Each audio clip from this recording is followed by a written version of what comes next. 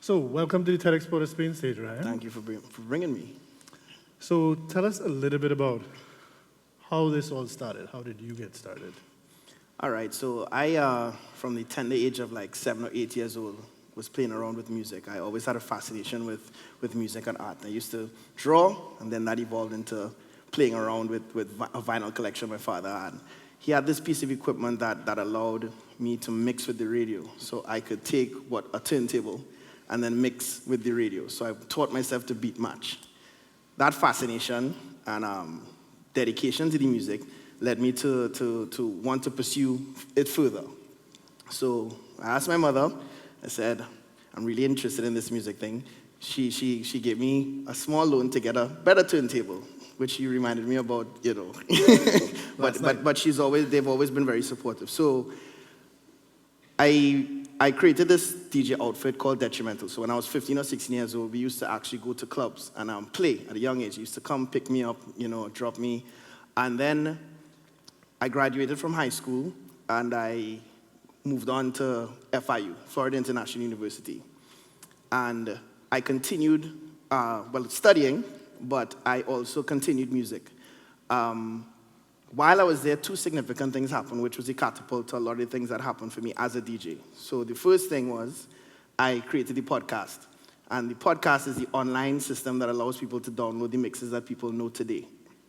And I created that out of a need of realizing that people, when they came home to Trinidad, were disconnected from the music and vice versa. They didn't know what I was hearing or exposed to away. So I created a multi-purpose podcast, which was one, something that people would hear the music, and two, they could hear my talent as a DJ. From making that generated interest in the college circuit. So the other colleges who were downloading music said, hey, who's this DJ? And I used to play in the college circuit. So I went to Howard University, Syracuse University, other colleges in Florida, and then that created my popularity. So I graduated, and as you know, there's a grace period before you can re-enter the US. And seeing that I wasn't in Trinidad for a while, I started doing the regional stuff, the Caribbean, Canada, South America, so I did Belize, Guyana, and London, so I did Notting Hill Carnival and all those things, absent of the US. Fast forward a few years later, when I did re-enter the US, I had that void because I wasn't there. So now my circuit, which I travel, is a culmination of all the years of work traveling all over the place. And during that time, I created Soca Brainwash as well, too.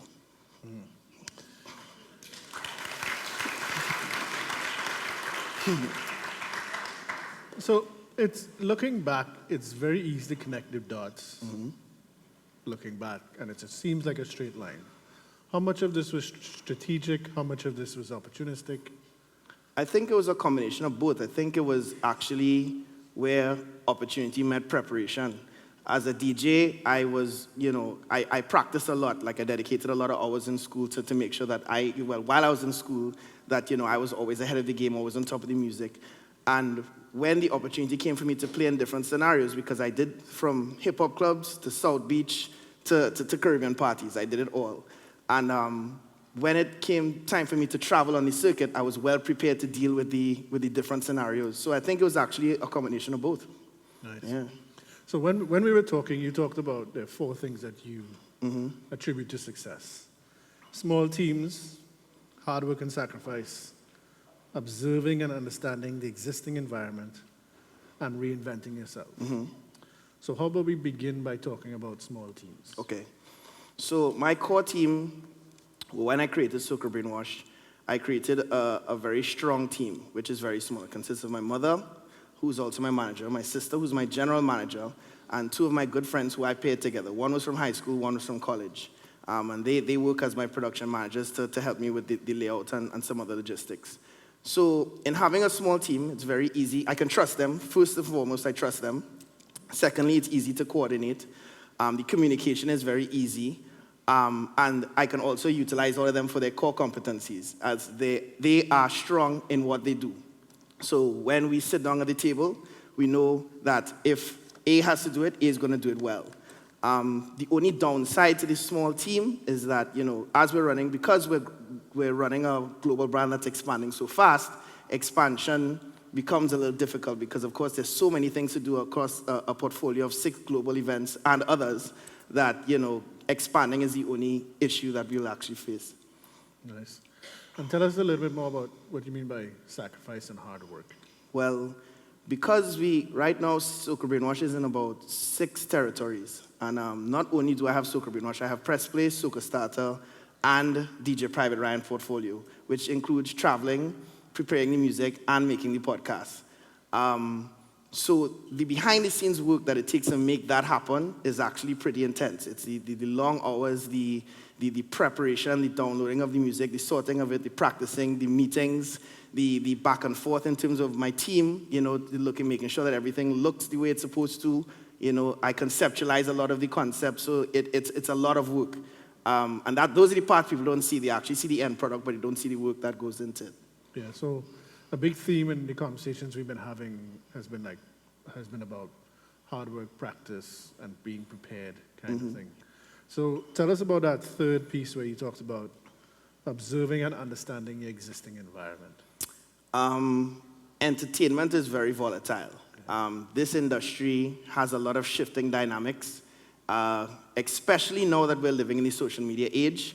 Things move a lot faster. Even the consumption of music, the consumption of entertainment is very different now than it was a couple of years ago.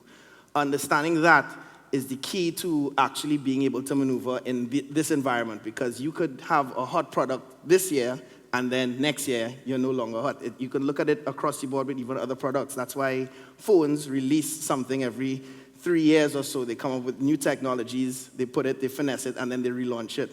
It's the same way that entertainers change their look. They don't look the same. Some may cut their hair, they may dye their hair, but that's all part of the reinvention process and understanding that to capture attention, you really need to reinvent every few years. Yeah.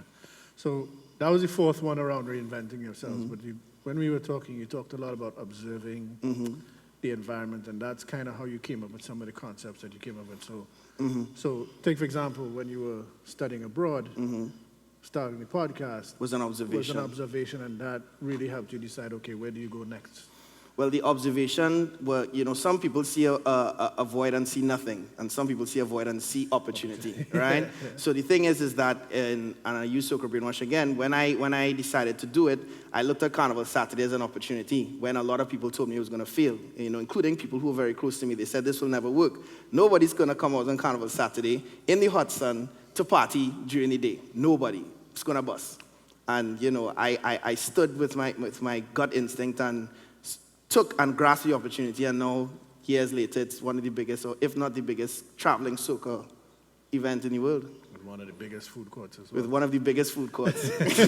1 acre. 1 acre food. So let's talk a little bit more about teaming. So you talked about the 3 things that you abide by in teaming, and that's delegating, short-circuiting the last-minute culture, and creating a machine. So tell us a little bit about delegating piece. All right, so in order to accomplish everything, delegation is one of the most important things. It's the best way to describe it is like a relay. So the gold medal is your end point. That's what you're trying to do. The coach is the person who will observe the environment. He will know the other athletes. He'll know how the race is run. And you know that you have 4 sprinters, but each one of them can't run 400. Each one of them can do 100, but you place them in specific ways because the first person has to do a solid first leg. The 2 others have to stabilize it, and the anchor has to take it home. In understanding that, you know that delegation becomes important. When you have a lot of moving parts, your people investment and time investment becomes very important. So it's important to make sure that everybody can get everything accomplished by certain deadlines so that we could accomplish what we need to do. Okay. And tell us a little bit more about short-circuiting the last-minute culture. Well, you know how the Caribbean people are very last-minute. I've never noticed. Never noticed. Try going to a boat ride or something. Let me stop and give this audience a trivia. 40% of TEDxPortofSpain tickets are bought in the last 6 days. That is a fact. We're on year 9, and that has never changed. So short last minute. Let's back to the topic. So talk about short-circuiting the last-minute culture. All right, so being last minute in an enterprise that is global, and not even just global, even locally, it can have detrimental effects on the product. So for example, I'll use an example. The Soca Brainwash has programmed into its DNA merchandise cups that are souvenirs. The patrons get to keep them. When we move, or if we were to move last minute, that can have critical, consequences for us in terms of the difference between paying air freight versus sea freight, which is a constant conversation my sister and I have whenever we're going back and forth. It can have things, in terms of planning, we need to also be able to adapt. If there's something that happens, we need time to actually adapt to a situation, whether it be territorial. There was a time in Miami where there was a hurricane and we had to adapt to certain situations. So there's real importance in making sure that you don't plan your stuff last minute. It takes at least 6 months to a year for each project. And then finally, talk about creating a machine and the relevance of that in your operations. Well, a machine is exactly what it is. A car can't run without all its parts. If the transmission and the carburetor don't work, the car doesn't start. So, when we're planning, when you put the key in the ignition of the project and you turn, you need everything and everybody to be in the right place for it to do. So whether it be from marketing to ordering to the design meetings, to meetings with the bar, to knowing what type of sound system we need, how big we need it, what needs to go on the screen, all these things are the machine that has to be implemented at over certain points in the project. So the devil is in the details. Yes. Yeah. It makes a significant difference and the patrons notice. Yes. They do. I can sympathize with that. Yes. So talk to us about, and this was a surprise to me, what's the distinction between DJing and your events? So explain that a little bit. DJing and events are two different sides of creativity, but they come from the same core place. And so its quality is always the end result. DJing, for me, is like psychology because you control time and space. You have the ability in a time period, whether it be short or long, to take people on a journey. You have to get into their mind. You have to manipulate their experience. And so, for example, a DJ, events have 3 phases. I like to condense it to 3 phases. The opening phase, the primetime phase, and then the extension phase. The opening phase is the phase where those DJs are to make you feel comfortable in your space. You find your friends, you find your spot. They're not rushing the party. They're taking their time to build you up so they can get a drink, and then you're getting to a point. The second DJ, who's the second phase, is the one who then takes you on that euphoric high point. They're the ones who can play the top 10 hits, and they get everybody energized. The third DJ has it has to have a unique talent, and that unique talent is extending the party. After all the hits have played, what am I going to do to keep people interested? How am I going to keep people moving in this event and take them home so that they say, hey, this was a great event? So it's like psychology. Events is quality driven. As you said, it's all in the details.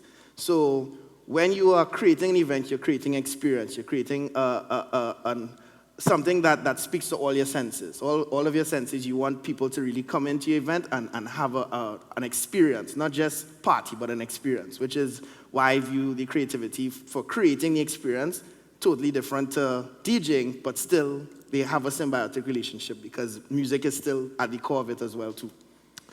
And tell us about how you come up with your themes, because each of your events has a theme. So talk to us a little bit about that. So Soca Brainwash is themed, and the reason I themed it is because, I've been traveling for so many years, and I used to see the same events over and over. So every event has core fundamentals in it: a sound system, a bar, slide decor, and people. And I would personally get bored throwing the same event every year. So what I did was I made something that's visually different every year. So every year that people come, they get something and they can interact with the party. They actually interact with the party in different ways. So for example, year 1 was the introduction. It was a daytime brunch party, new concept. Year 2 was the Festival of Love, which was on Valentine's Day. Year 3 was Soca Brainwash Fun, which was an adult playground. So we did the graffiti wall and some other things and made people have balloon drops and stuff. Because the other parties were color-oriented, I created Soca Brainwash Heaven, which was white. Year 5 was a wonderland, so it took people back to that fantasy world. Year 6 was a throwback to the 70s, so it took them back to a fashion-driven, fun-oriented event. And year 7 is going to be Treasures of the Orient, where we're taking them on a journey through Asia, all visually different. So when somebody looks back on the history of the event, if they've been coming, they can't see that they've come to the same event every single year, and they see the event has made strides as well too. What are your parting words for this TEDxPortofSpain audience? What would you like to leave everybody here with? I would say, dare to be different, be bold. Greatness lies outside of your comfort zone. So, like, for example, I'm not a public speaker, but I'm up here, and I'm sitting here. I grasp the opportunity to be up here to talk to you.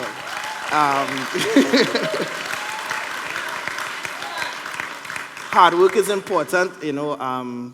There's no elevator to success. You have to take these stairs to learn how to climb, you know. So there's value in that. And I just want to say, you know, thank you for having me. It's been a pleasure.